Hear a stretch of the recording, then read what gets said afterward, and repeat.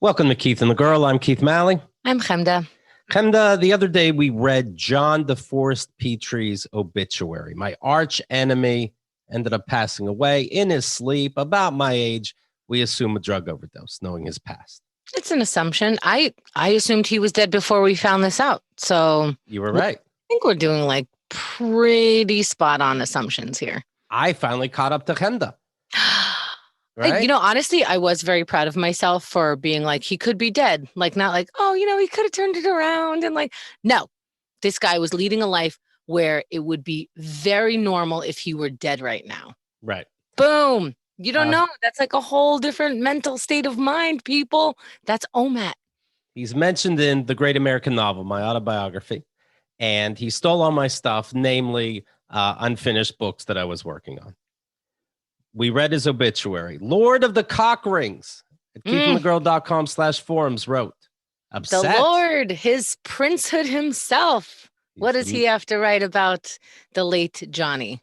The master of the cock ring says, not going to lie, ripping apart a person's obituary, regardless of the personal history, showed really bad taste. That was some cringe shit. Love it. Yes. Very bad taste. Sometimes there's a bad taste in my mouth and I share it with you. And then we brush our teeth and we move on. Oh, so when this guy was in your book, when we shat on him the whole time, when you threatened to fight him while he was alive, for if charity. you ever caught him, for charity with consent. But now it's too much when he can't hear you anymore. Right. Let me tell you something, king of the cock rings. And he's like, Lord, it's Lord. Lord, hear me now, Lord. Wait until I'm dead before you even write something like this. When I'm dead, it's fine. What the obituary says what a great guy he was. He wasn't, and that's important. And who hears it? Not John. It's fine. The family, then they need to know. Also, tearing him apart, what does that mean? Why are we taking this to this kind of sensitivity? Tearing what apart? If these are from the same people probably who think this way, who are like, no, I would totally turn my parents in, my immediate family in, if they were the ones storming the Capitol, fuck everyone, blah, blah, blah. I'm like, while they're still alive? Right. Or would you do it after they're dead? When they're dead, when they're dead, you say they weren't there. You say you made a mix-up. When they're alive, you can say that they were wearing a Camp Auschwitz T-shirt. You know how many people are trying to change history? History books in Texas changing what slavery was in this country because they don't want to hurt the little kids' ears. Right. Did that hurt? It didn't hurt when Keith's heart broke when his book, before there was a cloud to put our files in. Right. His physical book was taken. He had to rewrite a whole bunch of stuff.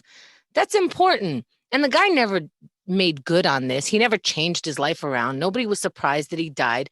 And I'm so sorry to his parents, but don't get me started on his parents. I don't know you. We talked about him on Keith and the Girl, and it got to him. And this was before, I believe, he was in prison. He said, hey, word on the street is there's a misunderstanding about us. Should we talk about it? And I go, yeah, the misunderstanding, friend, I'm being polite, is that you have all my stuff. How do we figure this out? And then he didn't call back. My guess being that he was high, called thinking he'd be smart. And then the next day he pulled the goots and went, what did I agree to? Oh, shit, no. And then I get into it with the sister and I'm like, oh, thanks for reaching out. This is what happened. Oh, well, somehow I feel like I'm blamed. So maybe you must be on drugs like he was. I want no part of you. I'm not keeping this a secret. You had your chance. He's such a bad person that he's known for all the ravaging that he did.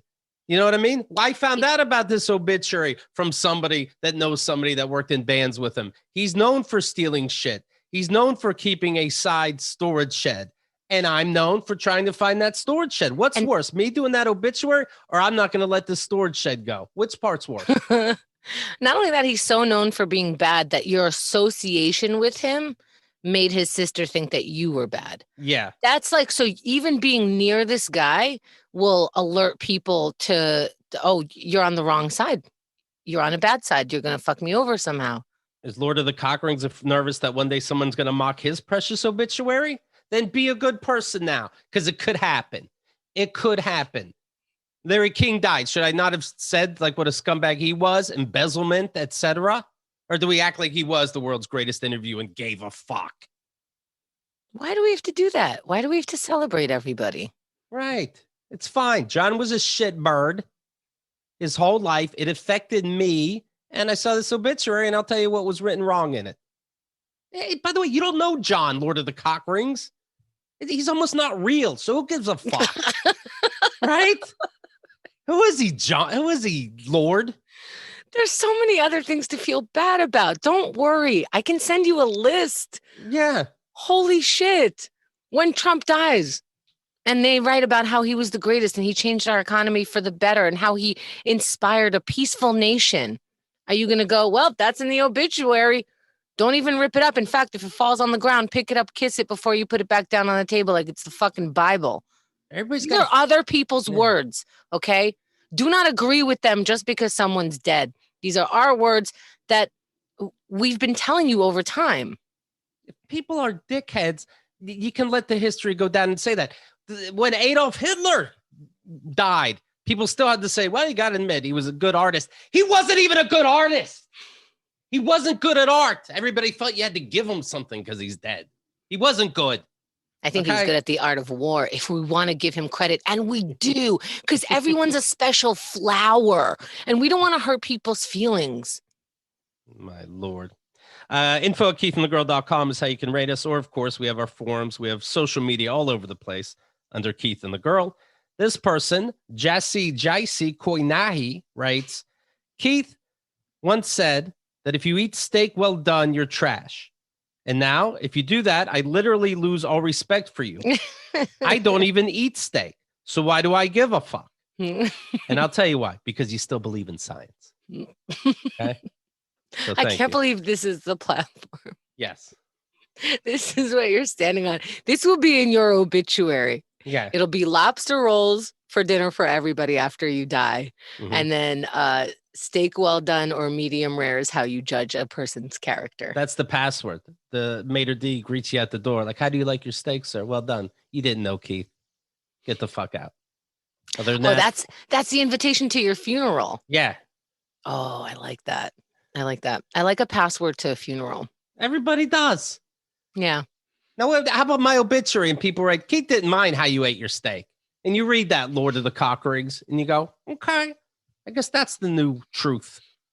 But seriously, it's like you said, you want something good written in your obituary, do something good. In fact, people are so forgiving after you die.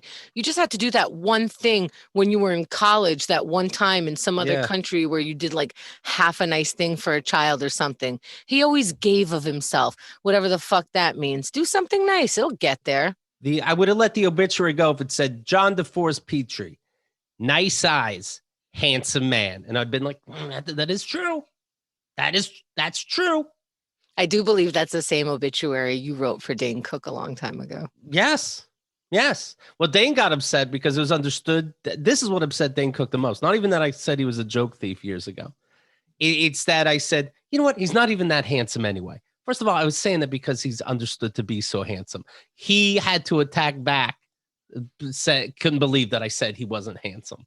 I love that you take these risks. Just like calling a skinny girl fat. Just like, you know what? She's not that skinny anyway. It's like, the whole world exploded. Keith Malley called someone a weight. Right. I said what you're known for. You're a fraud. But I also said you're not that handsome. Well, Hollywood put you in a movie. You might be good looking. But I threw you. I mean, if that's what we're going on. But yeah, he's not depicted as the ugly one. Right. He's not the dork in the movie, right? He didn't have to put a ponytail in. He's good to go. Well, let's see what trouble we get into for the marathon. 24 hours, the Keith and the Girl Marathon. It's this Saturday. It's 3 p.m. Eastern time. Xerxes is so lovely. This is the first marathon in a bit where I'm not allowed, like, there's nowhere to smoke inside. And he's like, well, we can take all the clothes out of the closet, or we could just admit we're not going to be around anyone. And what are you going to do? Smell like weed? Okay. Right. And so he's like, we could also do it between this time and this time. I believe we can get the smoke to not get into our neighbors and blah, blah, blah. And I'm like, I think maybe I should take a break. Yeah, you can go outside for a second. We'll understand. We don't want it looking like Snoop Dogg in there. This Saturday is the Keith and the Girl Comedy Marathon. It's free on the Keith and the Girl YouTube page. Follow hashtag KATG-a-thon. That's KATG-a-thon. KTG and the marathon together. Super cute. We'll be posting on social media, reading your posts that use hashtag KATG-a-thon. Follow to get info, like when your favorite guests will be on, pictures. You'll see the insides of their buildings, of course. Spread the word this Saturday, 3 p.m. Eastern Time. Also, we will still be at OMAC Club this Monday after the marathon. That's more note to you. Yeah, Keith. Make sure you're signed up, Keith, to join us at keithandthegirl.com/OMAT, O-M-A-T. That's keithandthegirl.com/OMAT for 1 minute at a time, and you will be there, Keith. Okay. That's the announcement, I see. Fantastic. I was at the gym today. I did OMAT. I went to the gym. Actually, I did virtual gym. Kyle's gym does that now, where you can watch from home and have an instructor. So it's not a YouTube video that doesn't talk back to you. This engages. And I became a fan. That is so cool. Manhattan Athletic Club, but it's a trick because you can do it anywhere in the world. Let me tell you about it real quick. Yoga, boot camp. Get your Manhattan workout from anywhere. Yeah. Tell people you were at Manhattan. I won't tell the truth until you die. That's right. Yeah. And then if your obituary is wrong, we're going to tear it apart. Right. If you want to interact, keep your camera on. If you're a bit shy starting off, keep it off. All instructors are fitness pros, and I've done it myself. Normally $45 a month. I'm telling you about it. How about $35 a month? Go to MacGym, MacGym.com. MacGym.com. Click on virtual membership. You can do it live anywhere, and I think you'll like it. I do. That is a really good price. Yeah. Because when I joined the gym, it was usually mostly for the classes because I really liked they tell you what to do next, so that's a little bit easier for me than like figuring out everything. So I love that. And obviously your partner can do it. Your whole family can do it all for the same $35 price. Oh, yeah. You don't have to like switch clothes and wigs. They don't mind. So get everybody working out, right? That's true. I'm going to these virtual shows and it's like, you only have to buy one ticket now and whoever in your household could watch it. So sometimes I give a little extra because I'm just like, it is two of us, and we don't go out. We don't have to take the train. We don't have to there's no gas in your tank. You're saving so much money and time, which is money. So just like right there, it's a great price.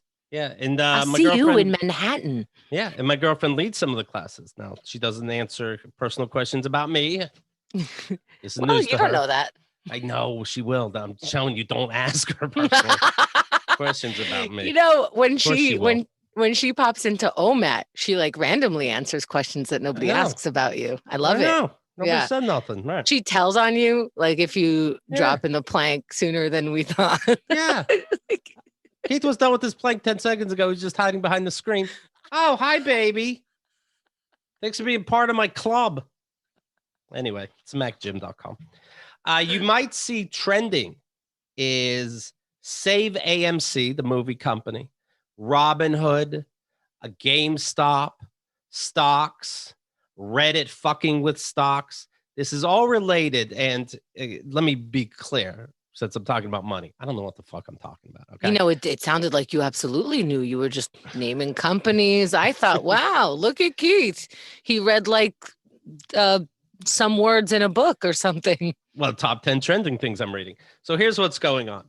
Some guy at a company says, you know what I do for a living? I short stocks. So what I do, to me, it seems like the evil people in the stock market. Okay. But you guess. I like this. This is such like real dude stock shit. Like you're like the Somerset, Pennsylvania Kramer. Mm-hmm. You're like, let me explain. So you got to throw a chair at the end though of your spiel. This is Cliff Clavin explaining stocks. So this guy says, as a company, we short stocks. We can bet on what companies will suck. We put money towards that. We'll make money and ruin businesses' lives. So one of the totally legal, right? It's weird to me. And one of the companies they picked was GameStop. They said, GameStop, you go in, you rent or buy a video game. If you don't like it, you can take it back if it was pre-owned. But we're in the future now. Everything is downloadable. This is going the way of Blockbuster. We're going to bet that this company's going to fail. And then you had nerds on Reddit. The subreddit specifically is Wall Street Bets. And they get together and they go, well, that was like Disney World to us, this GameStop. So we're taking it as a personal affront. Fuck you. We're now going to make GameStop stock go up. We're all buying GameStop. And it did 300% easily up. And so they go, you know what? We're going to do this to more companies because it's very funny to them, mainly that they're making these people that bet to short stocks lose money. People that bet on GameStop failing have lost this year, we're in January, a total of $5 billion. I love how like this made sense the entire time. Like, I am following this. This is real world stories. I love it. And then at the end, I'm like, do I really get what happened?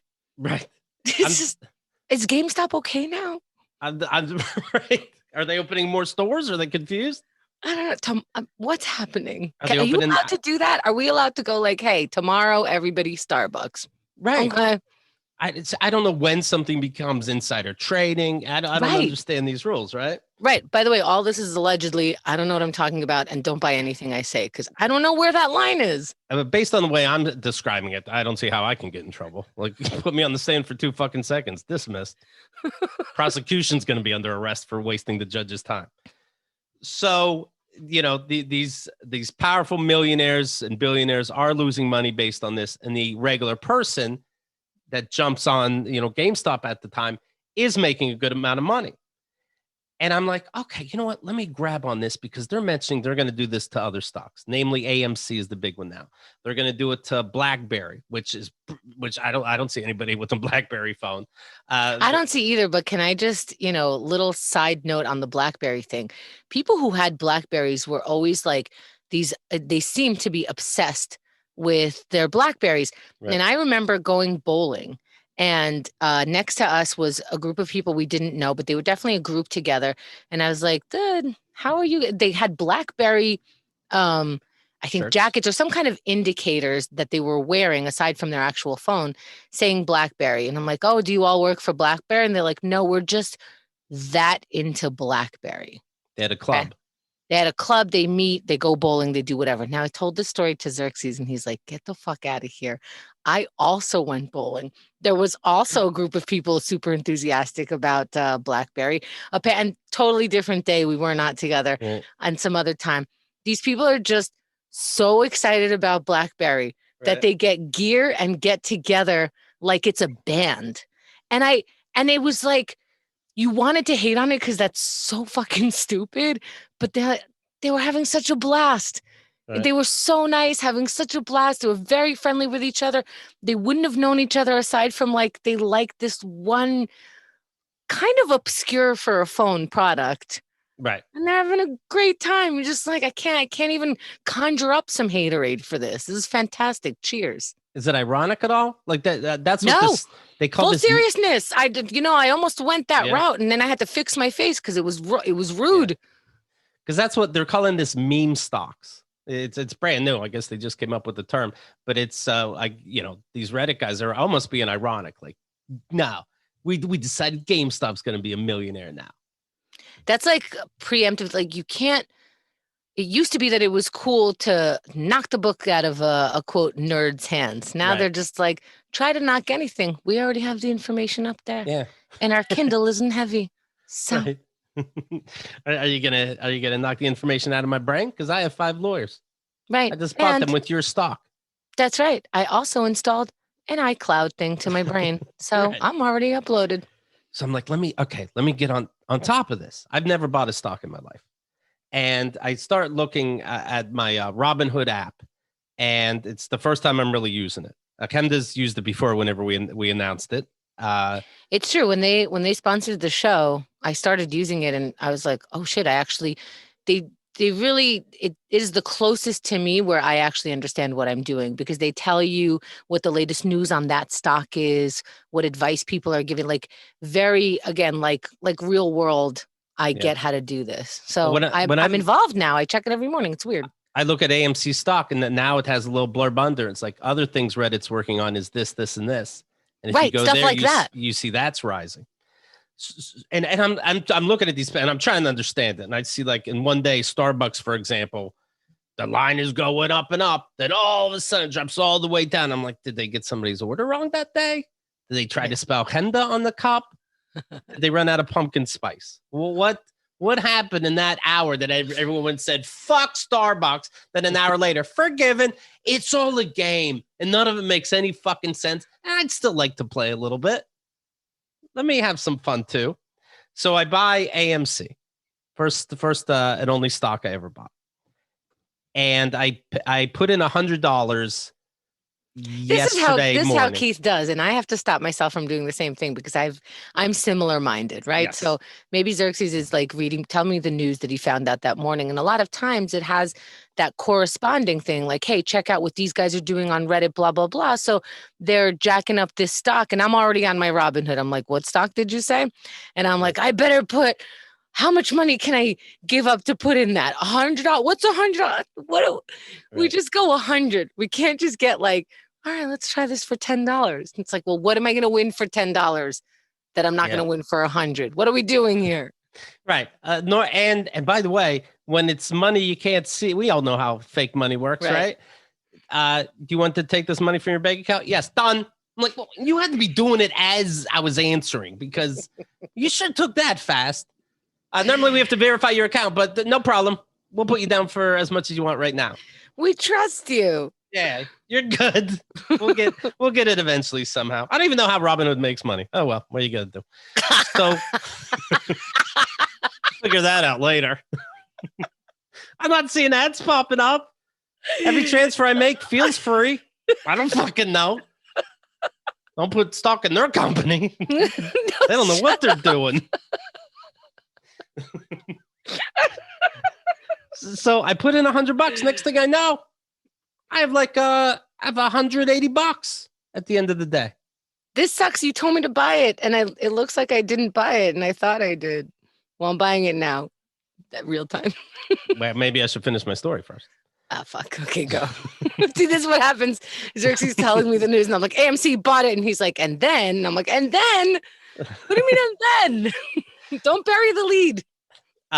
So then I think that, okay, here's $100. I believe in it. It's proven itself.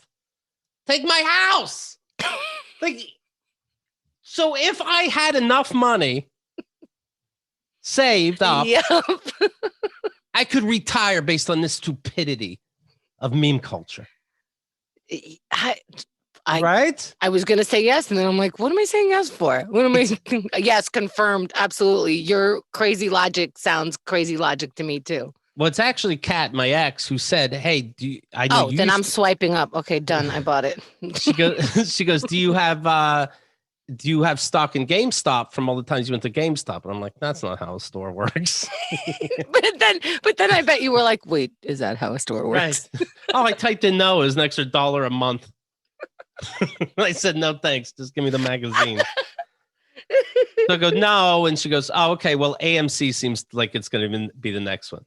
So this is like do-it-yourself alimony, right? She's like, I'll tell you how you can have as much alimony as you want. All right, here's what you do. So I see AMC's going to be the next one. And I put in the 100 and it's doing well. And so I go, okay, next chance I get, I'm putting in 1,000. Keith, no. Now, oh my God. Robinhood, because I'm brand new to it, will only front me 1,000 total. So I have 1,000 total. Stop it. In AMC. But here's what's good for people being nervous. I watch movies and I watch them closer than other people. So sometimes people, they have an opinion on a movie, love it, hate it. I describe a scene. How about this scene? And they go, oh, I didn't see that. Then you talk to them more. They were making pot roast in the kitchen. You know, I was watching a movie with somebody virtually, Kyle, of course. Who else would it be? And Xerxes. And I'm like, are you paying attention? She goes, yeah. I'm like, can you tell it's dubbed? You're not watching. That's funny. When we watch a movie together, Xerxes and me, he's sometimes doing his coloring book stuff or some work. And I'm like, okay, he's not watching. And I get it. Some stuff like it's not a visual until it is, it's like a podcast until you have to see like someone texting. So I have now come to like this thing that I do. I know he's not looking and I'm like, visual coming up. Okay, it's a visual now. Look up for a second. Like, Keith, why do you hate everything? Because I watch everything. You guys don't watch it and everything's good enough. I watched it. If you loved the new Wonder Woman movie, I want to know where you were when you saw it, because I bet you were in the car while the TV was on in your living room. Admit it. Well, I had to pick up my cousin from soccer practice, but then I came back and watched the end of the movie with the kids, and it was great. You're not wrong. This is really a thing, and I know that I have seen that. I remember watching for the first time Eternal Sunshine of the Mind of Things. Okay. Yes. And to be honest, I was in and out of the kitchen and I wasn't really paying attention. I was like, what is this goofy movie? Like, what? Right. Why are we pretending like they're the same age? Like a whole bunch of stuff, right? Then I saw it for real and I was like, oh my God. And I know you hate this movie, but I love all of the movie. It's so good. It's better when you watch it, right? It's kind of better when you watch it, yeah. I know somebody that saw. Do you remember the Black Mirror? You know what? If you're like a reviewer, like as a job, they should Clockwork Orange your fucking face when you're watching a movie, or you cannot hit the submit button. Oh, great! It pauses if your face is like a video game, kicks you out if you're not active to keep it fair for the players. Yes, of course. I know somebody that saw the Black Mirror Choose Your Own Adventure one, but they were watching the wrong show, and I'm like, then what were you guessing at? When you see a door, you would just yell at, like, what do you get? That means you're not watching. What? Well, anyway, my point is I watch movies, and that's why AMC is the one for me. And what I like about the Robinhood app is that when I buy it, sparkles come out. Yes. Congrats. Yes. I bet if you're on some boring terminal, I probably bought it and it doesn't say anything, right? I need like, you did it, adult. I do need that. Different, similarly, different poker apps, some of them are like, here was the winner thing and this is who won, and they leave it on for like a couple seconds and you're like, got it, did the math, thank you. And some of them are like, next hand, like, who won? How did we? And it goes so fast that I have to like look at the little print to see how I lost that 1 minute. Right. And they keep, and I'm not really sure about, but they keep stopping trading every so often when something's erratic. I think it's like I'm guessing it's a computer shutdown. Like something crazy is going on. Stop it. Let's look and see what's happened. Okay. All this is ethical. Okay. Restart it. That happened to GameStop a lot. It happened a couple times to AMC already. In fact, I tried to put in $900 more after the initial 100 to AMC. I can't. And it wouldn't take. Then I tried again and it did take, but a little higher than I wanted it to. But it still took, and I have my 1,000 in, and I refresh my account right now, and I have, counting the initial 1,000, $1,416.47. But like, you're not allowed to take that out for a while, right? So if it goes down, I don't understand it. I'm gonna, like, right now the price is $18.79. The second time I got it at $16. The first time I got it pretty low, like $8 or $9. Oh wow. Yeah, so that, you can't think about that, but that's a little irksome. Yeah, you can't think about that. But this morning, after I did put the money in, I was down, counting my initial 1,000. Total, I was down to $885. I'm like, don't touch it. This day trading is a full-time job, because full-time, you find yourself looking at your phone like an asshole. That's nerve-wracking. I have to lock my phone up, and this is the last time I checked in a bit, and $1,400. I'm gonna be a million. I'm gonna be a millionaire. So wait, so like AMC, buy it now. AMC, buy it now. So after the marathon, we're done with Keith and the girl. Yes. Wow. I might quit the marathon early. I can't promise. Nope, you actually did promise, and you do have to complete that. Stay tuned, folks. Stay tuned, folks. Oh, let me bring this up and see how the audience feels. I haven't brought it up to you yet, but sometimes like we pre-interview the people on the marathon just because we can't keep going, so we have to get like a gist of what they're going to talk about. I was thinking to ask them one of these things. We're turning 16. We're March 7th, we will have been Keith and the girl for 16 years. Right. So I was thinking of asking everybody if they don't have something else going on. Like for Ray DeVito, we have a lot to catch up on. Chris Laker, we haven't heard in a while, like things like that. But what were you like when you're 16? Mm. Interesting, right? Like, and then I had to ask myself that, and I was like, oh, I like really started lying to my parents at 16. Like I was like maybe hiding from my parents before that, but at 16 I was like, time to lie. I think I stood up to a bully Oh, when I was 16. okay. So it's like the same. I stood up to my bully, my parents. I'm like, yeah, Right. yeah, yeah. I'm totally going to. And here's one of the lies. Okay, are you ready? And it might have been a little before 16. This lie, but I started lying regularly at 16. My parents knew that I was going to Manhattan. That was, the big city from Queens, right? Mm-hmm. And every neighborhood is completely different. I was going to the West Village because I wanted to have the platform shoes and the grittiness of everything. And I had to tell them I was going to Fifth Avenue. The fuck does that mean, first of all? Right. Second of all, you're believing that your 16-year-old, dressed like a regular 16-year-old, like jeans or whatever, like at the time, used jeans were, I had to lie to my parents that I was buying used jeans because they thought it was gross. Okay. Vintage, we call them vintage. Right. Anyway, so you're believing, and you've been to the big city, Manhattan, you're believing that I'm spending my 16-year-old time on Fifth Avenue, whatever the fuck that means. And when I was older, I saw what Fifth Avenue was. I'm assuming like, they thought I was around 50th Street and Fifth Avenue, right by the park, that start of the park. What that is like Fendi stores and like, I don't even know the names of these things. So that's what my parents thought, that I was going to, just walking up and down Fifth Avenue with my childhood friend going like, oh, that bag. And I was going to the West Village. Just, how do you got to wonder. I think your parents get sick of you at a certain point, and that's when you can start lying, because they're like, yeah, Fifth Avenue. Okay.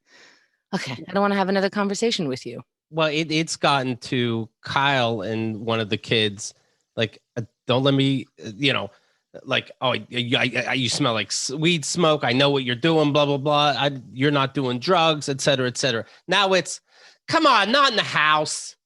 Like, be a better liar. Yeah, you give up. What are you going to do at work when they're like, they say that people only work about 2-3 hours at their job. What are you're going to like lounge? You're going to put your feet up at work? No, you're going to at least be on your typewriter, like on the keyboard. I said typewriter. Right. Now, would this throw you doing the stock, Hemda? Yeah. And as we were talking, it was going down $10 every second, my money. Would that make you too nervous? Well, I just bought it literally during that conversation. So. All right. So you're down $45. No, but that's the beauty of. Ooh, what beauty? Ooh. The game. Oh, usually I stick to like Monopoly. Does it tell you where you're at right now based on your 100? I'm looking. I don't always know how to read it. I see. Maybe I lost $4 already. Okay, not bad. That's fine. That's all right. Here's what you do for your free stock, by the way. You can go to keithandthegirl.com/KeithStock. KeithandTheGirl.com/KEITHSTOCK. It's the regular Robin Hood way of doing things. We take from the rich, give to the poor. And by the way, it is funny how that name, I wonder if I even thought about that name before. I must have, right? Robin Hood. Robin Hood. Oh. Took from the rich, and that's what these Reddit guys are doing. And you get a free stock, I get a free stock. And so you can get started. It's a random stock. You don't get to pick AMC, but it's actually just a regular thing. Like, you can get a free stock from anyone. Then once you join, you can send out, they give you a link so that everybody can get a free stock. We'll just free stock each other until we take over. Yeah, I got a free stock when we started. They give you like an actual for real stock. I know this sounds like an ad, but they are not sponsoring us. Right. I mean, not the way I'm describing stocks and bonds. They aren't. That's for sure. Also, when they were sponsoring us, we weren't allowed to say what we weren't allowed to say we're up or down. We weren't allowed to say any of it, because I guess that's where the line is. I have no idea where it is. I know where the line for me is, though. I got to close this browser. Oh boy, that's not looking good. All right, now's a good time to buy, guys. Okay. Anyways, I was reading a story about a Bitcoin buyer that says they can't access $240 million in cryptocurrency because they forgot their password. Now, Robinhood is a regular site. You can say, hey, remind me of my password. But I guess Bitcoin became so much money, or because it's a cryptocurrency, that I'm not going to pretend to explain that. The password, you don't say I forgot my password. He doesn't have access to $240 million. I don't know how to like. I guess he's got to do breathing exercises. Wasn't there? Once I got over $100 million in Bitcoin, and I decided to keep it in, I would buy a whole new computer, and its only job was to have a notepad. And there's my password. And that's the whole computer's job. And there's no password to open it, to be clear. I love how for that much money, you can't remember uppercase X, lowercase d, 4569 exclamation point. Right. $240 million because he forgot his password. Stephen Thomas, a computer programmer from San Francisco, invested in Bitcoin years ago, wrote the password on a scrap of paper and lost it.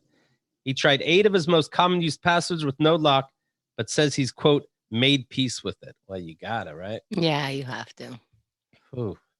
But how do you? Paper. I would try 10 passwords a day. Like that would be that's an hour job every day. Oh, locks you out? Yeah, you're done after a certain amount. Oh. Yeah. Wow. Yep. Okay. Here's what I would do.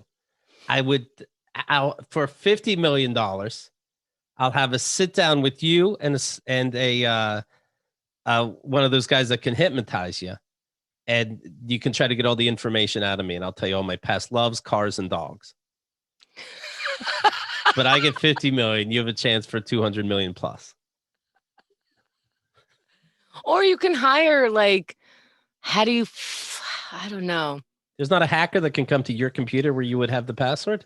I wonder. I guess you just wrote it down on a piece of paper, yeah. I mean, I don't think that's how hacking works, and I think Xerxes is going to laugh at us when he listens back to this, but He makes it so funny how he makes fun of like computer things on TV.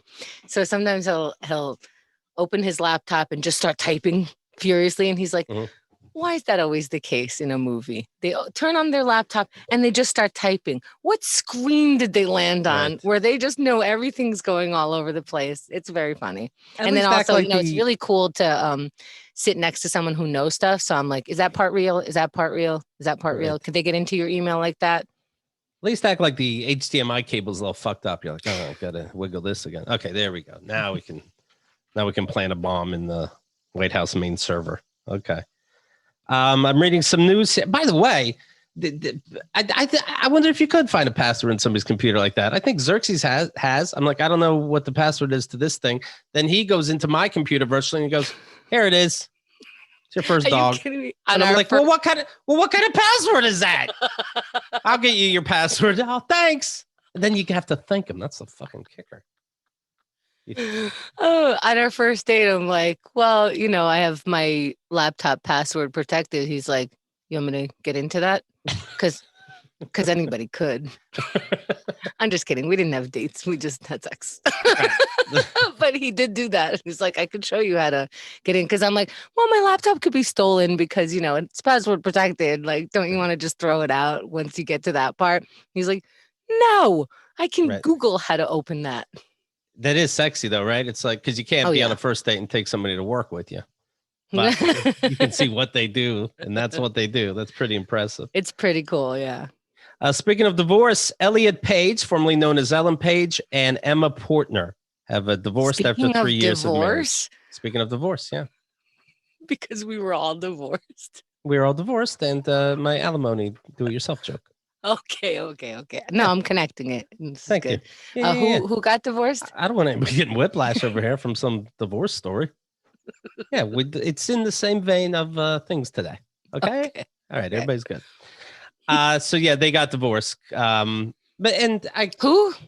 Ellen Page, now known as Elliot Page. Oh, okay. Came out as a man. Mm-hmm. Got divorced from his female partner. I did not know he was married. Yes. Now that's got to be I can understand that. That's a kick in the pants too when you're the partner and you're like, yeah, I want you to be you, but I hate dudes. Maybe, yeah. I think that happens. And then do you start becoming dude-like because that's the way you want to be seen? I don't think everybody transitions. I think some people are fine passing or being more androgynous, but I think some people do. Right. And it sounds fine, like meaning after much thought and careful consideration, we've made the difficult decision to divorce following our separation last summer. So they're letting everybody know it's not really the coming out thing. We have the utmost respect for each other and remain close friends. You know, when I got divorced, people were like, yeah, because he's trans. And like they brought the trans thing into it. And then some people brought up my tumor into it. So like, you know, it's everything. It's not Right. that it's you weren't compatible or you got not compatible. I don't know if it's just that one thing. Elliot gave Emma the recommendation to buy Express stock. Oh, okay. Well, I hope that works out then. There you have it. BetterHelp. Now's the time. Better HELP. I have this guy on the phone when I just when I keep hitting refresh on my browser. You know, is something interfering with your happiness or preventing you from achieving your goals? BetterHelp will assess your needs and match you with your own licensed professional therapist. Henda uses them, loves them. And you said you asked some questions like, what were the questions in the beginning? Is this happening to you or is that happening to you? It doesn't matter. Doesn't matter what those questions are.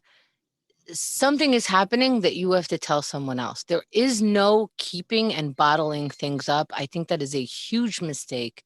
So if you haven't spoken to someone, and it should be at some point outside of your friendship and family, because you need that fresh view on it. So please talk to someone. Professional counseling done securely online. Everything's online now, and what's a huge plus about this? Henda didn't care for the very first therapist. Wasn't 100% her. So she goes, okay, click a button, new therapist that she's in love with now. Picture you having to deal with that in real life. Picture your hang up is confrontation, and you got to do that in real life to your therapist. Yeah, because it's, does the next person take the insurance? I have to like stop my appointments. There's just a whole logistical nightmare. I love this. And I'm like, if he acts up today, I'm switching him too. Doesn't matter because I'm talking. Picture you're in front of a real person and they go, why do you want to cancel? And it's like, well, you tell me why. Mm-hmm. We lost connection. Bye. Right. Visit betterhelp.com/KATG. That's better HELP. And join over the 1 million people who have taken advantage of their mental health. Here's the offer. Get 10% off your first month. betterhelp.com/KATG. All right. I think you'll like it. Well, that's it, Henda. This is the marathon. It's coming up. It's this Saturday, hour after hour, guest after guest after guest. It really is the most wonderful time of the year. Something always happens.